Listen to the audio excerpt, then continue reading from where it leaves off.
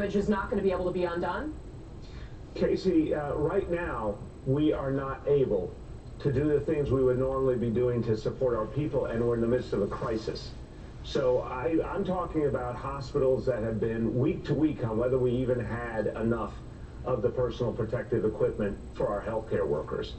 And I'm talking about a city that right now has no capacity to recover if we can't provide basic services going forward. So, look, we haven't heard a word from the president. If he said, Casey, I absolutely support aid to cities and to states, and we got to make them whole because they're never going to be able to replace this revenue. They're never going to be able to keep their workforce together and provide services without it. If he said this must happen and there's going to be another stimulus in May, that'd be a different discussion. He has literally ignored the entire issue and acts like somehow there's going to be a recovery without the places that actually are the economic engines of the country.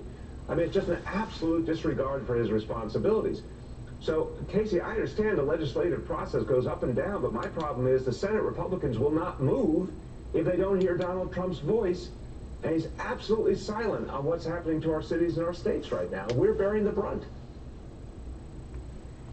Well, we certainly have seen plenty of evidence that when the president speaks or says he'll support something, that Republicans in Congress have certainly gone right along with it. Mr. Mayor, we had a pretty grim milestone just before we started having this conversation. 40,000 deaths, 750,000 cases, excuse me, in this country. 40,000 people dying. The curve overall still ticking upward.